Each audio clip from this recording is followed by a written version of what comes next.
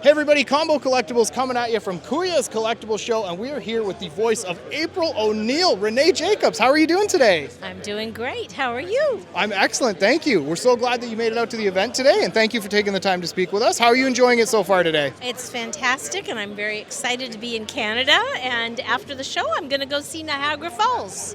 Oh, that'll be fun. Do you get a chance to come up here very often? No, not very often at all. Well, make use of the trip and do some sightseeing while you're here as well. We're happy to have you.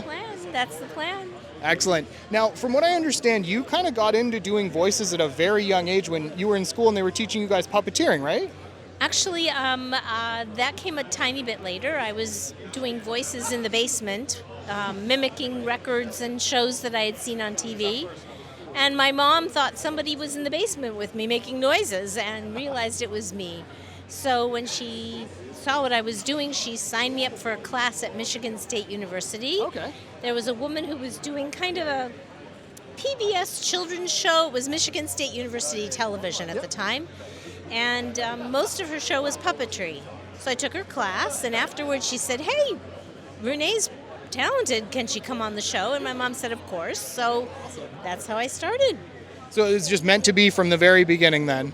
I think so. I kind of left doing voices and puppetry and did musical comedy and opera and traveled all over the world, lived in London and New York. And when I came back to Los Angeles, I got a fabulous agent, and he said, "Do you do voiceover?" And I was like, "Yeah." And he said, "Okay, well, we'll have you come in and audition." So it came full circle that I then returned back to my roots, and primarily that's what I've been doing.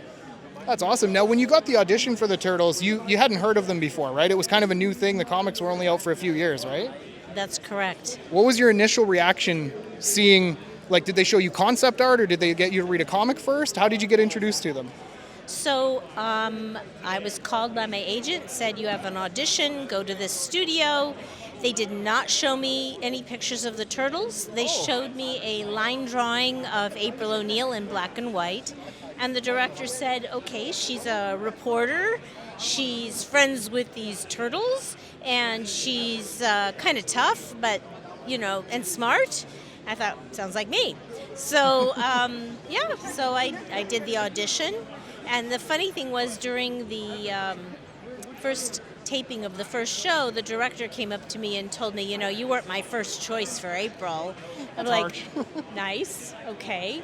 And then he told me that he had played everybody's audition, all 250 women that had auditioned, and Oh my God. the producers kept saying, "No, no, no, no, no." And then he said, "Well, I have one more, but I don't think she's April." And they played my tape, and they said, "That's April." So I got the job. Well, that's good. The producers and the millions of fans agree. You were definitely the right choice. Thanks. Now, in the 80s, too, you had, superhero industry was kind of starting to build up.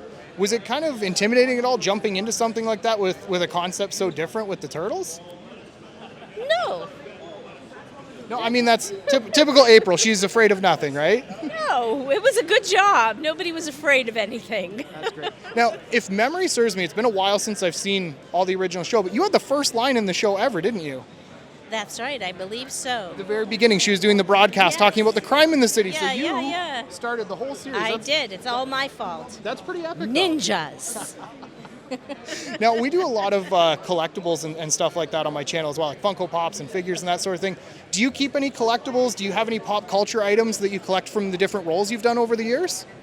Oh, that's a great question. Actually, I have not, but fans have brought me the different Funkos, which are great. So I have a number of April O'Neils. And I was just in Seattle, and I have a Renae Jacobs Funko. It's amazing. It's me looking like this with a microphone. That must have been they probably custom made that one at the Yeah. Funko headquarters. That's Yeah, really cool. They did, and it was really a hoot, and I loved it. That's awesome. And those are almost more meaningful than just getting them yourselves as getting it from the fans, right? Oh, much more meaningful. I have fans bringing me fan art all the time, all kinds of things from drawings to keychains, and I even have a knit microphone that someone made for me, which that's is cool. absolutely darling. Yeah, it's really sweet when the fans do that. I really appreciate it, and I Okay. We just had a streaker. Thank God he was with clothes. Or we'd have to start over. Might have to edit that part out if you Yeah. wasn't. So yeah, it's so sweet. We all love meeting the fans. It means a lot to us. I know a lot of the fans are scared to come and talk with us. That we've had a really profound effect on many people's lives, which was just as shocking to all of us. And for so long too, because I'm sure when you started, you had no idea that this many years later it would be as successful, even more so now that you guys paved the way for that level of success, and that the fans would relate to it for so many years after, and even the next generation with their kids that are into it now as well. What is that like, looking back and seeing that level of accomplishment? You know, it's we really appreciate it. The guys and I are so much in awe of the fans and appreciate people coming to meet us, to hear the stories of how Ninja Turtles made such a direct impact on their lives. We had no idea. We knew how popular it was. We knew that if it had been our faces and not our voices on the show, we wouldn't have been able to go out in public. Because every kid had a Ninja Turtle hat or t-shirt or shoes or you name it. But years later now, to see that people... What can we say? Sorry. It happens. It could easily go around you, but he wanted to be in this. Anyway, it's shocking and delightful, and we all really appreciate it. Well, it's certainly been a huge impact on a lot of people. I knew I grew up watching it as well. Absolutely love it still to this day, and it's just been an amazing journey for us and you guys, I'm sure, as well. Thank you. So how about we do a Turtle Power on 3, and I'll sign us out. Oh yes, absolutely. What do you think, guys? You ready? Okay.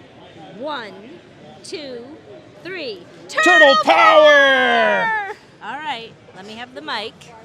So, this is Renae Jacobs, the original Teenage Mutant Ninja Turtle old school old girl April O'Neil, saying signing out from Combo Collectibles here in Canada. This is April O'Neil, Channel 6 News. Bye-bye.